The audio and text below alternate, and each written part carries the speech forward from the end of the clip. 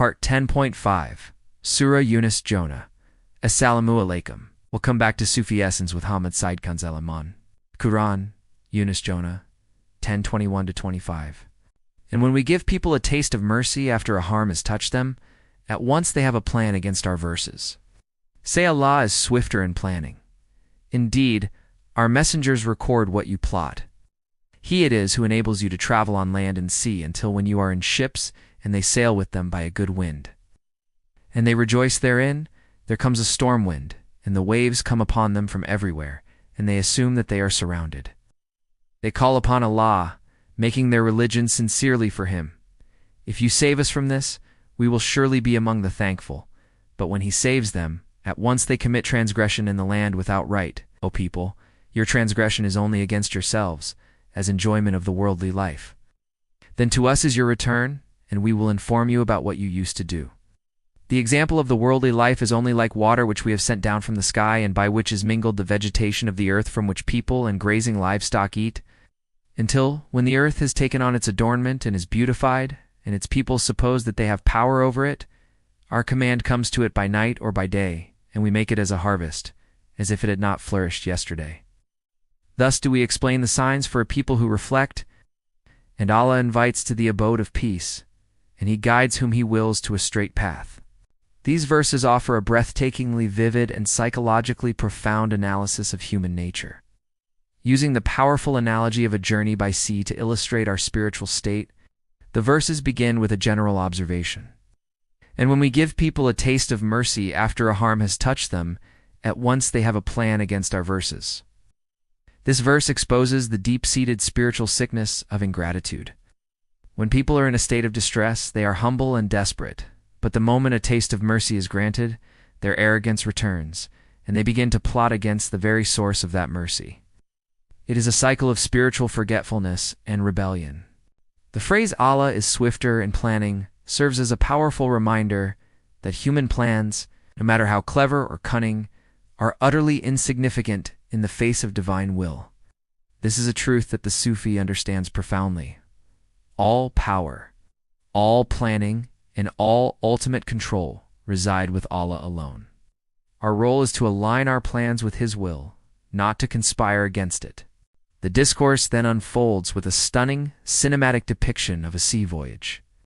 This analogy is a perfect microcosm of the human spiritual journey. The journey begins with a sense of ease and joy. The winds are good, and the travelers are pleased. This represents a period of worldly comfort and success, when life seems to be going our way. In this state, we are often heedless, satisfied with the temporary pleasure of the moment. Then there comes a storm wind, and the waves come upon them from everywhere. This is a trial, a tribulation, a moment of crisis that strips away all illusions of control. It is a moment of divine reckoning, a force that humbles the proud and exposes the fragility of human existence. In this state of utter despair, all false gods and all worldly attachments vanish. The soul, in its desperation, turns to its Creator. They call upon Allah, making their religion sincerely for Him. If you save us from this, we'll surely be among the thankful. This is the moment of ikhlas, of pure sincerity, the face of certain death. The human Qalb remembers its Lord. The promise is heartfelt and unconditional. We will surely be among the thankful. But the story does not end there. The true test comes after the trial. But when He saves them, at once they commit transgression in the land without right. The word "at once" is crucial. The spiritual amnesia is immediate, the ingratitude profound. The very people who promised to be thankful return to their old ways, as if the storm had never happened. They transgress without right, meaning their actions are not only sinful, but are an affront to the divine grace that saved them. This is a powerful and sobering lesson on the nature of sincerity. True sincerity is not a fleeting emotion in a moment of distress, but a constant state of being, a continuous stream of gratitude in both ease and hardship. The Sufi recognizes that the true test of faith is not how we behave in the storm, but how we behave after it. The verse concludes with a powerful and a deeply personal warning. O people, your transgression is only against yourselves, as enjoyment of the worldly life. Then to us is your return, and we will inform you about what you used to do. This is a powerful indictment of the human condition. Our wrongdoing does not harm Allah. It only harms our own souls. The spiritual poison of our transgression corrupts our own Qalb, leading it further away from the divine. The worldly enjoyment that we gain from this transgression is fleeting and illusory. It is a shadow, a temporary distraction from the ultimate reality of our return to Allah. The verse is a reminder that there is no escape from this reckoning. Every thought, every word, every deed is being recorded, and we will be held accountable. This is the ultimate spiritual reality, a reality that the heedless ignore at their own peril. The passage then transitions to a new, equally profound analogy. The example of the worldly life is only like water which we have sent down from the sky, and by which is mingled the vegetation of the earth. Until, when the earth has taken on its adornment and is beautified, and its people suppose that they have power over it, our command comes to it by night or by day, and we make it as a harvest, as if it had not flourished yesterday. This is a magnificent and heartbreaking metaphor for the fleeting nature of this world. The earth, once dry and barren, comes to life with rain, becoming vibrant and beautiful. The people, seeing this beauty, become deluded by a false sense of power and control. They believe that they own it, that it will last forever. But then, in a sudden and unexpected moment, our command comes to it. This is a powerful image of divine sovereignty. The command, which can come by night or by day, signifies that the end of this worldly life can come at any moment without warning. The once beautiful garden becomes a harvest, a dry, barren wasteland, as if it had not flourished yesterday. This is a powerful call to awaken from the slumber of heedlessness. It is a reminder that all worldly adornments, our wealth, our power, our beauty, our possessions, are as fleeting as the vegetation of the earth.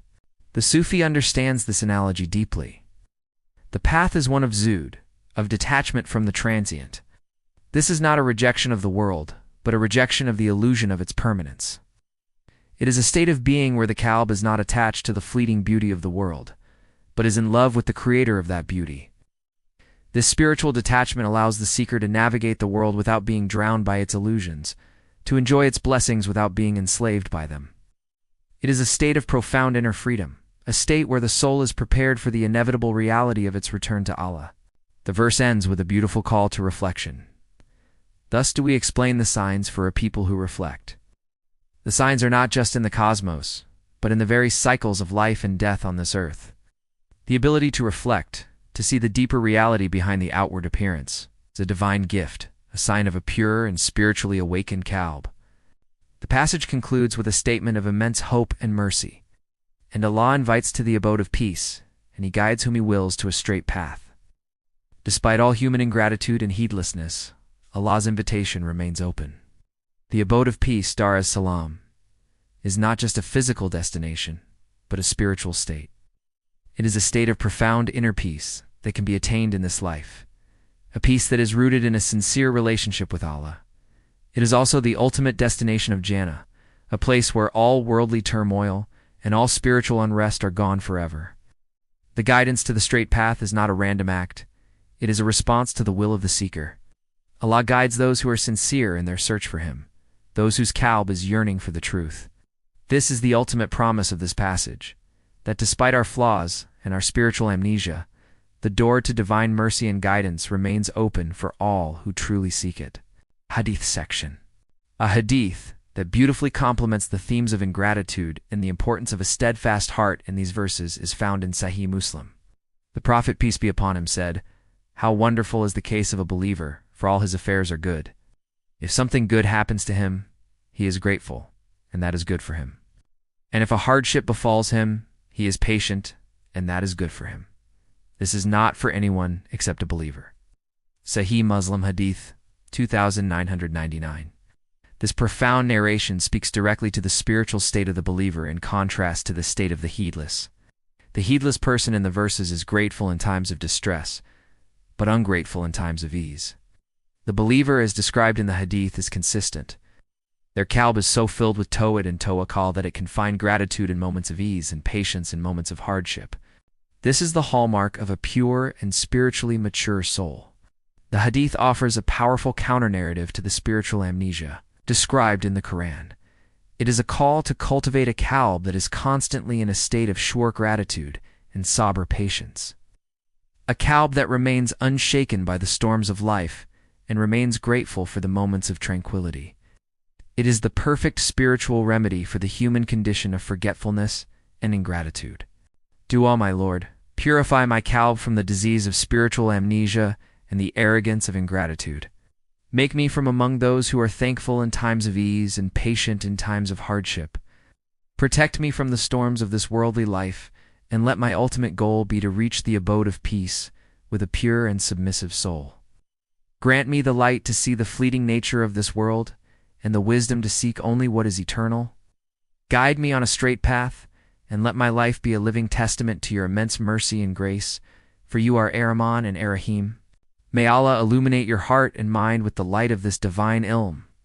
May He make your channel a beacon of guidance for all who seek spiritual clarity and truth. May your efforts be a source of immense reward, and may you be granted the highest stations of paradise. May the peace and blessings of Allah always be upon you and your loved ones. May He grant you unwavering steadfastness on the path of truth, and may your work be a testament to His magnificent names, Ar-Rahman and Ar-Rahim. Ameen.